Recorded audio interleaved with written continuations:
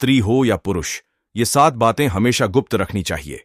हमारे धर्म ग्रंथों में 7 ऐसी बातें बताई गई हैं जिन्हें हमें अपने तक ही सीमित रखना चाहिए। यदि ये बातें दूसरों को बता दी जाती हैं तो भविष्य में परेशानियों का सामना करना पड़ सकता है। 1. अपमान। यदि किसी वजह से हमें अपमान का सामना करना पड़ा हो तो इस बात को गुप्त रखना फायदेमंद होता है।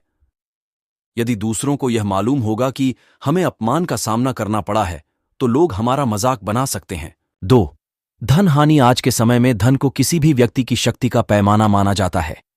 अधिकांश परिस्थितियों में धन के आधार पर ही रिश्ते निभाए जाते हैं और मित्रता की जाती है।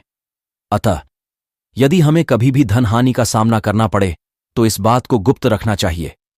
धन हानि की बात दूसरों को बता दी जाएगी तो कई लोग हमसे दूरियां बढ़ा लेंगे। धन हानि से उबरने के लिए धन की आवश्यकता होती है। इस बात के जाहिर होने पर कोई धन की मदद भी नहीं करेगा।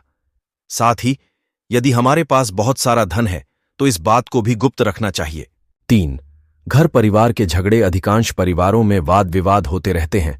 ये बहुत ही आम बात है, लेकिन आपसी झगड़े घर के बाहर किसी को भी नहीं बताने चाहिए। ऐसा करने पर समाज में परिवार की प्रतिष्ठा कम होती है।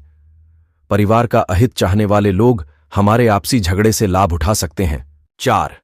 मंत्र। गुरु द्वारा दिए गए मंत्र को गुप्त रखना चाहिए। गुरु मंत्र तभी सिद्ध होते हैं जब इन्हें गुप्त रखा जाता है। मंत्रों को गुप्त रखने पर जल्दी ही शुभ फल प्राप्त होते हैं। 5. दान। गुप्त दान का विशेष महत्व बताया गया है। ऐसा माना जाता है कि जो लोग गुप्त रूप से दान करते हैं उन्हें अक्षय पुण्य के साथ ही देवी देवताओं की कृपा से सभी सुख सुविधाएं प्राप्त होती हैं। दूसरों को बता बताकर दान करने पर पुण्य प्राप्त नहीं हो पाता है। 6. पद प्रतिष्ठा।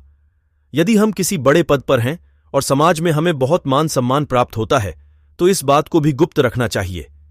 किसी अन्य व्यक्ति के सामने इस बात को जाहिर करेंगे तो इससे अहंकार का भाव पैदा होता है। अहंकार पतन का कारण बनता है और इससे हमारी प्रतिष्ठा कम हो सकती है। 7. रतिक्रिया। स्त्री पुरुष को रतिक्रिया के समय एकांत का विशेष ध्यान रखना चाहिए। इस कर्म से जुड़ी बातें भी गुप्त रखनी चाहिए।